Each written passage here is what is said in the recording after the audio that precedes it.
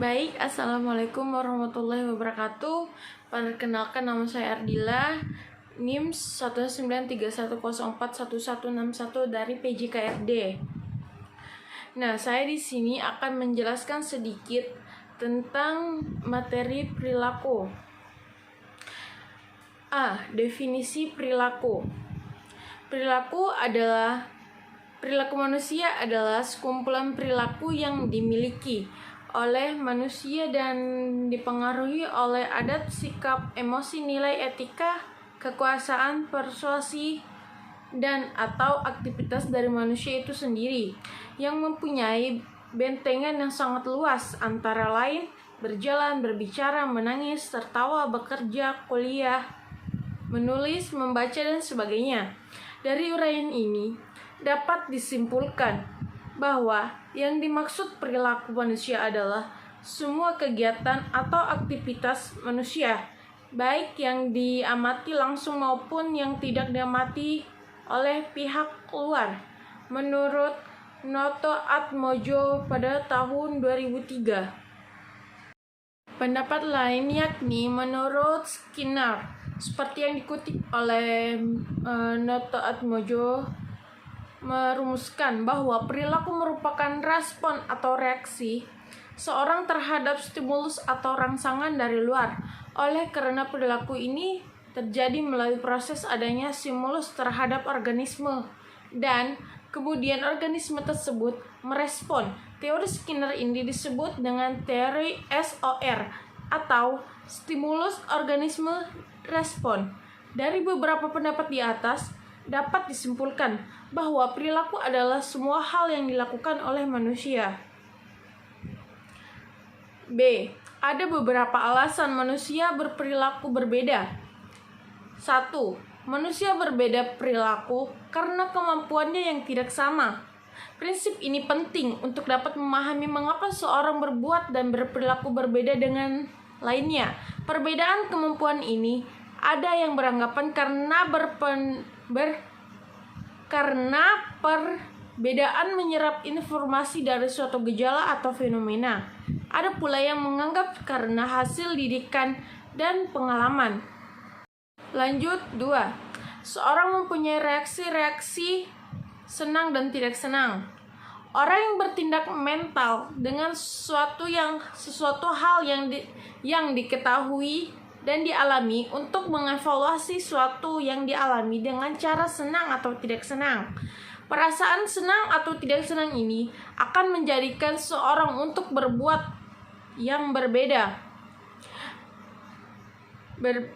dengan orang lain dalam menanggapi suatu hal. Orang yang merasa puas atau tidak puas, kepuasan atau tidak, ini berhubungan dengan perbedaan antara harapan dan kenyataan, dengan bandingan apa yang diperoleh dalam situasi yang sama.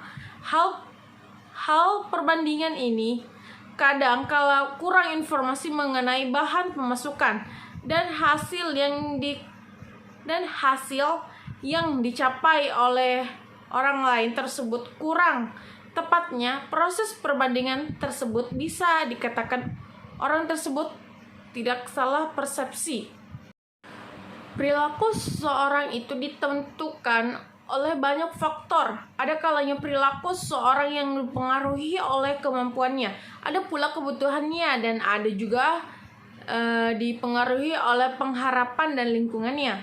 Lembaga pendidikan bisa mempengaruhi perilaku seseorang dengan merubah satu atau beberapa faktor penentuan dari perilaku individu. Kesemuanya terbuka untuk dipengaruhi. Kebutuhan dan kemampuan tentu umumnya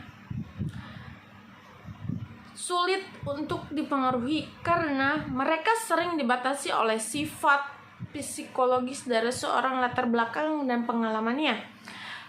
Ada beberapa faktor lain yang menentu perilaku, yaitu 1. Sifat.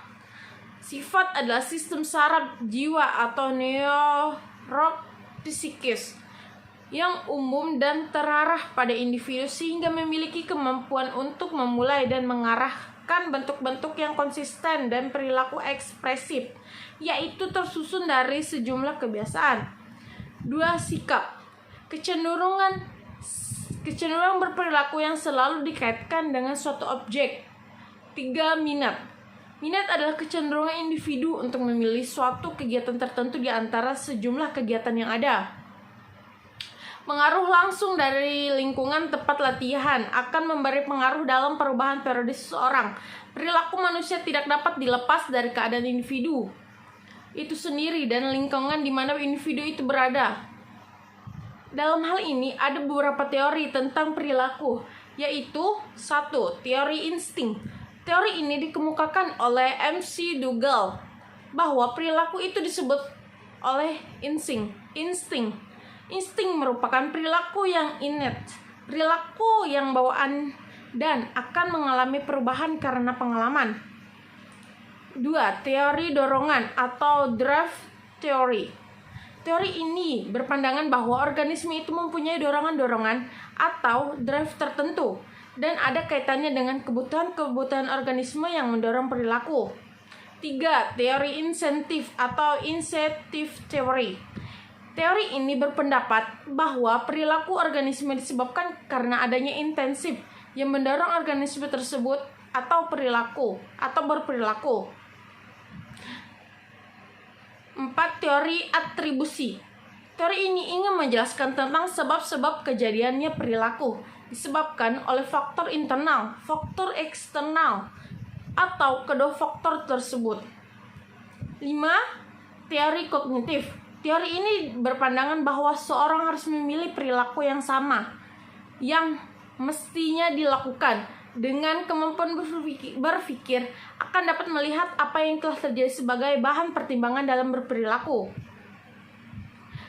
Di samping itu, dalam bab ini juga ditunjukkan contoh cara pengelola perilaku atlet dengan menggunakan disiplin positif. Tidak hanya untuk memperbaiki perilaku, tetapi juga untuk membantu atlet belajar keterampilan hidup yang penting. Melalui disiplin positif, atlet akan bermain lebih baik karena memiliki perilaku yang lebih produktif, lebih termotivasi, dan menikmati berolahraga. Bahwa kepemimpinan pelatih akan menemukan kepuasan karena kepuasan kerja jauh lebih besar dalam proses pembinaan selama bertahun-tahun. Disiplin adalah istilah negatif bagi kebanyakan dari seorang, namun akar kata disiplin adalah atlet yang menciptakan bayangan yang lebih positif. Seorang atlet adalah seorang yang mengikuti ajaran pelatih.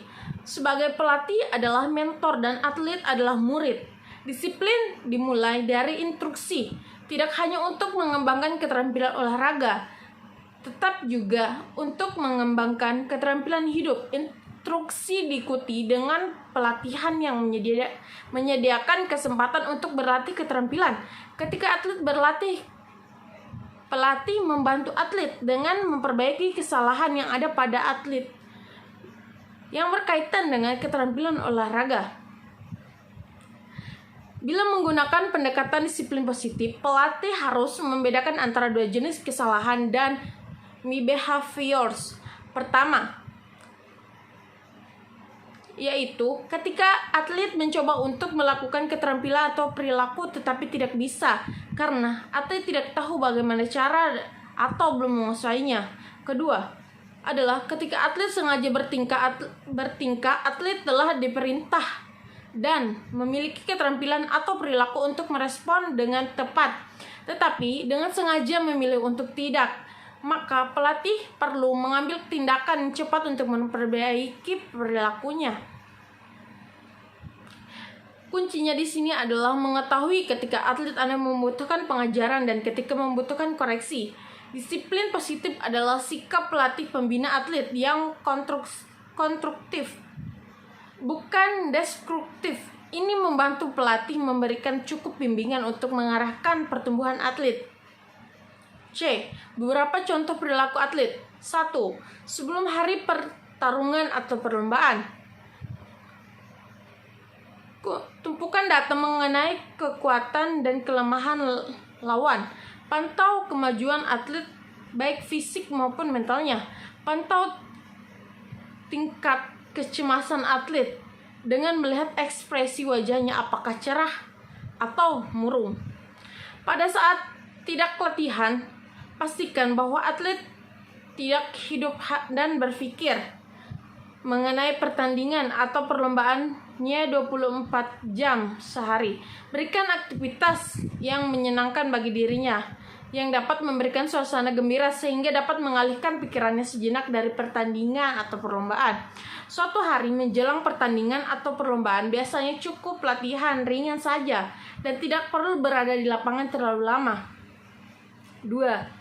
Pada hari pertarungan atau perlombaan, bangun tidur pada saat yang tepat malamnya, harus tidur cukup dan tidak berlebihan. Kemudian lakukan aktivitas rutin, kebiasaan sehari-hari. Berangkatlah ke tempat pertandingan perlombaan pada saat tepat. Di tempat pertandingan atau perlombaan, pelatih harus mengenali atlet mana yang berada di dekat teman-temannya dan yang lebih suka menyendiri.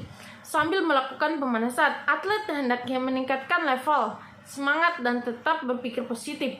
Pelatih dapat meningkatkan strategi yang akan diterapkan secara sekilas. 3.